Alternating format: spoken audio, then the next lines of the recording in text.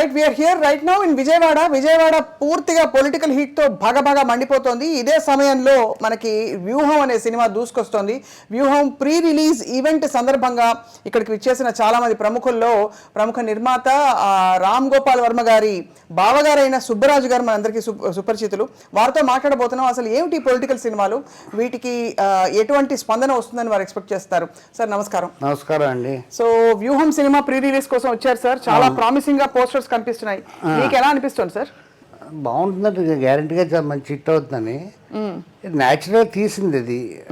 Political pictures చాలా వస్తూ ఉంటాయి. అవును. కానీ నాకు రాజశేఖర రెడ్డి గారు అంటే చాలా ఇష్టం. రాజశేఖర రెడ్డి గారి నుంచి మేము తర్వాత ఈయన వచ్చారు, వాళ్ళ అబ్బాయి జగన్మోహన్ రెడ్డి గారు. ఆయన స్టోరీ అప్పటి వరకు జరిగింది యథార్థంగా తీసా అంటున్నారు రాము. బాగా చాలా బాగుంటుంది అనుకుంటున్నాను. డెఫినెట్గా జరిగిన స్టోరీ యథార్థ కథ తీసినట్టు ఉంది. బాగా సక్సెస్ అవుతుందని కూడా ఉంది, నాకు నమ్మకం ఉంది. అదే విషయం. ఒక నిర్మాతగా చెప్పండి సార్, సినిమా నిర్మాతగా ప్రజలు అంటే కళ్ళ ముందు జరిగిన ఈ కథని మళ్ళీ చూస్తారు, ఆదరిస్తారనే నమ్మకం రామ్ గోపాల్ వర్మ గారికి కానీ మీకు కానీ ఎక్కడి నుంచి కలిగింది? నాకు అవుతూ ఉంది. ఎందుచేత ఉందంటే ఓ పొలిటీషియన్ ఇంట్రెస్ట్ బట్టి తన యొక్క చేసే పనులను బట్టి ఆధారపడి ఉంటుంది. రైట్. తను ఏం చేశాడా లేదా అని చూసుకోవడానికి కూడా జనాలు చూస్తారు. అవును. ఇందులో అతను చేసిన పనులు, ఆయన సీఎం అయ్యారు, ఇప్పుడు సీఎంలో ఉన్నప్పుడు ఆయన ప్యూర్ హిస్టరీ అంతా జనాలకు అందరికీ తెలిసిందే కదండి. దాన్ని బట్టి తీసింది. అందులో ఏముంది అసలు ఆయన హిస్టరీ ఏంటంటే కూడా చూస్తారు, డెఫినెట్గా చూస్తారు. జగన్మోహన్ రెడ్డి గారు అంటే ఇష్టం లేని వాళ్ళు కూడా చూస్తారు, నాకు నమ్మకం ఉంది. Right right. ఏం చేద్దాం, ఏం తీశారు ఏంటి అనేది కూడా. రైట్. సో అయితే మొత్తానికి సార్ ఈ సినిమా పొలిటికల్ ఏం చెప్పాలి, భూకంపాలు తీసుకొస్తుందని చెప్పి ఆల్రెడీ మనకి చూసాం. సెన్సార్ విషయంలో డిలే అయింది. తర్వాత మళ్ళీ ఇప్పుడు స్టే కోసం అంటే అవతల పక్షం వాళ్ళు ట్రై చేస్తారని చెప్పి వినికిడి. లోకేష్ గారు సినిమా ఆపించే ప్రయత్నాలు చాలా జరుగుతున్నాయి. మొత్తం మీద ఏమంటారు సార్? డెఫినెట్గా రిలీజ్ అవుద్దండి. వన్స్ సెన్సార్ అయిన తర్వాత దాన్ని ఆపడానికి హక్కు లేదు. కోర్టులో కూడా అది చెల్లదు, నా ఉద్దేశం, నాకు తెలిసింది బట్. రైట్. వర్మ గారికి సొంత బావగారు మీరు అయినా కూడా మీ దారి ఆయన దారి ఎప్పుడు కూడా ఇలా ఉంటూ ఉంటాయి. అంటే సినిమాల ఎంపిక విషయంలో, సినిమాలు తీసే విషయంలో మీరు ఎంచుకునే సబ్జెక్ట్స్ అన్ని కూడా వేరు, ఆయన ఎంచుకునే సబ్జెక్ట్స్ వేరు సార్. అదేముందంటే రకరకాల మనుషులు అన్నదమ్ములే తేడా ఉంటుంది. మెంటాలిటీస్ బావమద్దులం కదా, దానికి దీనికే ఉంది. చాలా తేడా ఉండవచ్చేమో. మాది తన టైప్ ఏరవచ్చు, నా మెంటాలిటీ. మీరు అడిగికి వచ్చి చాలా వింతగా ఉంది కాబట్టి చెబుతున్నాను. తనంతా తను అనుకున్నది సాధించగలడు.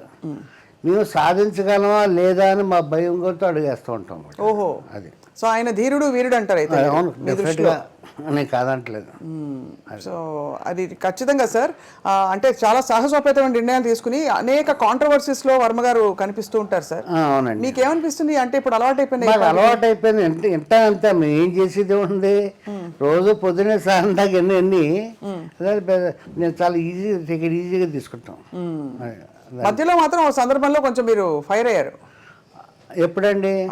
ఆశురెడ్డి విషయం అప్పుడు మాత్రం. అదే మీరు ఒకసారి క్వశ్చన్ అడిగారు మధ్యలో. ఫైర్ అంటే కొంచెం ఫైర్ అంటే నాకు ఇష్టం లేదు, నిర్మాణం చేస్తాను. నాకు ఏ విషయం సరే, రాము అయినా సరే, మా సుమన్ అయినా సరే, ఎవరైనా సరే, మా అబ్బాయి అయినా సరే, ఆఖరికి మీరైనా సరే, మీరు నాకు బాగా తెలుసు కాబట్టి చెప్తున్నాను. అది నాకు ఇష్టం లేదు క్లీన్ నిర్మాణం చెప్తాను. నాకు అది అలవాటు చిన్నప్పుడు. అదే. సో అలా చెప్పారు కానీ ఆయన ఏం పట్టించుకోలేదు. పట్టించుకోకపోవచ్చు, తన ఇష్టం అది. అది మనం దాని గురించి పట్టించుకున్నాడా లేదా అని నేను పట్టించుకోను. మన బాధ్యత అనిపించి చెప్పాను అంతవరకే. Right sir. రామ్ గోపాల్ వర్మ గారి సినిమా ప్రయాణంలో కలుస్తూ మీరు దాదాపు ఊరు మారి ఇక్కడికి వచ్చారు. ఇది ఒక సందర్భంలో మీ శ్రీమతి గారు విజయలక్ష్మి గారు చెప్పారు దట్ మీరు వేరే ఊరు నుంచి ఇక్కడికి వచ్చారు, అందరూ కలిసి ఒక కుటుంబంగా. ఆయనతో కలిసి పనిచేసిన అనుభవాలు ఏమైనా గుర్తున్నాయా? మంచి అనుభవాలు మీరు ఉన్నాయండి, చెప్పండి సార్. ఒకటి రెండు అనుభవాలంటే నేను సినీ ఫీల్డ్ అగెయిన్స్ట్. అవును, మీరు అగెన్స్టా? ఫస్ట్. ఇదివరకు నాకు సినిమా అంటే షూటింగ్ చూడాలని చాలా బోర్.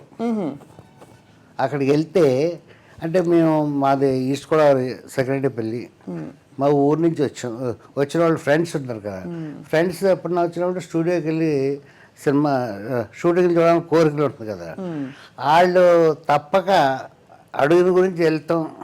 ఏదో 5 నిమిషాలు ఆ లోపల కూర్చోబెట్టేసి మా మామగారు కూడా ఉండేవారు, అప్పుడు బయటకు వచ్చేవాడిని. తర్వాత ఇప్పుడు రాము నాకు బాధ్యత చెప్పాడు. నాకు అలవాటు ఏంటంటే ఒక పని అనుకుంటే బాధ్యత తీసుకున్నంటే 24 అవర్స్ దాని గురించి ఆలోచిస్తాను. నాకు అనగనగా రోజు సినిమా ఫస్ట్ ఉన్నది. అది అనుకోకుండా నేను ఈ ఫీల్డ్లో ఎంటర్ అవ్వాల్సి వచ్చింది. ఓహో, అలా వచ్చారు మీరు. ఎంటర్ అయ్యాను కానీ ఇంకా అలా రొటీన్గా నేను షోలు అప్పటి నుంచి హిందీ సినిమాలు చేసి ప్యాటోని క్యాక్యా అట్లా అన్నట్లు ఎగ్జిక్యూటివ్ ప్రొడ్యూసర్గా చేశాను. ఇంకా తెలుగు సినిమాలు చాలా చేశాను. అలా కంటిన్యూ అయింది అనుకోండి. ఇప్పుడు కొంచెం నేను ఇప్పుడు సీజన్ ప్రొడ్యూసర్ అయిపోయారు. ఇప్పుడు పెద్ద బిజీగా వెళ్ళావు, ఖాళీగా ఓ సినిమా మేము ప్లాన్ చేసుకుంటున్నాం. ఆనంద్ చంద్ర అని ఆ డైరెక్షన్లో ఐ థింక్ దిశ సినిమా తీసినట్టున్నారు కదా సార్ ఆయన. అంటే దిశ సినిమా తీశారు కదా ఆనంద్ గారు. 2 సినిమాలు తీశారండి. 2 తీశారు. ముందు కూడా చెప్పండి మరి, కొంచెం ఆ పై కూడా చెప్తే మీ నోటితో అంటే మాకు సంతోషం. అందుకనే ఫస్ట్ సినిమా సార్ ఇది కదా సార్, మర్డర్ సినిమా కూడా ఆయనే కదా సార్. అవును, తండ్రి కూతుర్ల వివాదం ఏదైతే ఉందో murder cinema and Disha cinema, ఈ 2 సినిమాలు. అవునండి, ఆయనతోటే సినిమా 3వ సినిమా ఇప్పుడు ప్లాన్ చేస్తున్నారు మీరు. మేము ప్రొడ్యూసర్గా చేస్తున్నాను. రైట్. సో అనగనగా ఒక రోజు అని స్టార్ట్ అయింది మీ సినిమా ప్రయాణం. అక్కడే స్టార్ట్ అయిందండి. మీ కథ చెప్పాలంటే అయితే అనగనగా ఒక రాజు అని చెప్తారు. ఆ రాజుగారు మీరే. ఇప్పుడు రాచరికాలు పోయినాయి కదండి, ఇప్పుడు ఏదో అలా నడుస్తుంది సార్. అయితే ఇప్పుడు మరి క్షణ సినిమా మంచి సినిమా అండి. రైట్. రంగీలా వర్మ గారు చాలా అంటే ఇప్పుడు నాకు ఆ తీసే సినిమాలు అన్నిటికంటే నాకు నచ్చిన సినిమాలు అంటే హర్రర్ మూవీస్. ఏ సినిమాలు? హర్రర్ ఎనీ మూవీ నచ్చింది. ఎందుకంటే నా అభిప్రాయం, నా పర్సనల్గా మనం సినిమాకి ఎంటర్టైన్మెంట్ కోసం వెళ్తాం. ఎందుకు భయపెడుతూ వెళ్ళాలి? భయపెడుతూ వెళ్ళి కూర్చుని వనకాలి. కానీ రాము తీసిన హర్రర్ మూవీలో నాకు ఒక మూవీ బాగా నచ్చింది, బూత్. బ్యాక్గ్రౌండ్ స్కోర్ కానీ ఎవ్రీథింగ్ సూపర్, చాలా బాగుంది. ఆ ఒక్క సినిమా.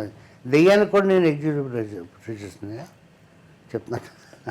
ఆ సినిమా తీసినప్పుడు కూడా నేను రోజు నాకు ఈ దెయ్యాల సినిమా ఏంటి అనిపించింది. అంటే నాకు ఇష్టం ఉండదు యాక్చువల్, నా పర్సనల్గా. రైట్. సో అలా మరి అయితే వర్మ గారు, మీరు అంటే ఎంతైనా కుటుంబం కాబట్టి చిన్న చిన్న అభిప్రాయ భేదాలు ఉన్నా కూడా మిమ్మల్ని ఏమని పిలుస్తారు సార్ ఆయన? బావగారు అంటారు. అంటే బంధుత్వాలు ఉన్నాయి మరి రాము గారికి. నేను భావన అవుతాను కానీ బంధుత్వం. అవును, అంటే అలా కాదు, ఆయన బంధుత్వాలు ఇవి ఉండవు. బంధుత్వాలు అంటే అలా చెప్పినా ఆడికి నన్ను పిలిచింది బావగారని పిలుస్తాడు. నేను రాము అలవాటు ఎప్పటి నుంచో రాము అని పిలుస్తానండి. అదండి. సారీ సార్, ఈ యాంగిల్ చూడాలి అసలు రాము గారు మిమ్మల్ని ఇలా. ఎందుకు అంటే కుటుంబంలో ఆయన ఎలా ఉంటారు, అందరితో కలుపుకోలుగా ఉంటారా, పండగలకు వస్తారా అనే విషయం మీరు చెప్పాలి సార్. ఎందుకంటే విజయలక్ష్మి గారిని అడిగితే వాళ్ళ సొంత అన్నయ్య కాబట్టి ఆయన చెట్టే. పండగలని స్పెషల్గా ఏం లేదండి వాటికి. నా ఉద్దేశం అన్నిటికంటే ఎంజాయ్ చేసేది ఏంటంటే దీపావళి అంటే ఇంట్రెస్ట్, పటాసులు కాల్చుకోవడం అంటే అది ఆ పండుగలో అది ఒకటి ఎక్కువ నా దృష్టిలో. మిగిలినన్నీ కొన్ని నాకు పెద్ద పండుగలకి పర్టికులర్గా అది కావాలి అని ఏం లేదండి ఇప్పుడు. సో మొత్తం మీద అయితే వ్యూహం సినిమాకి అందరం సిద్ధం అవుతున్నా సార్. ఈ సందర్భంలో రామ్ గోపాల్ వర్మ గారిలో నచ్చిన, ఆయన ఫిల్మ్ మేకర్గా ఆయనలో నచ్చిన బెస్ట్ క్వాలిటీ ఏమిటి మీకు? డెఫినెట్గా వ్యూహం సినిమా కూడా చాలా బాగా తీసుంటాడని నాకు నమ్మకం ఉంది. రైట్.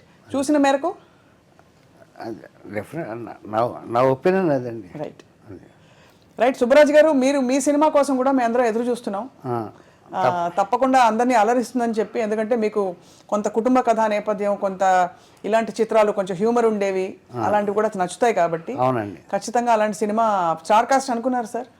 ఇంకా అవుతానండి, మా డైరెక్టర్ గారు సెలెక్ట్ చేస్తున్నారు, త్వరలోనే అనౌన్స్ చేస్తాం. రైట్ సార్, తప్పకుండా అన్ని డీటెయిల్స్ మీకు ఇస్తాం తప్పకుండా.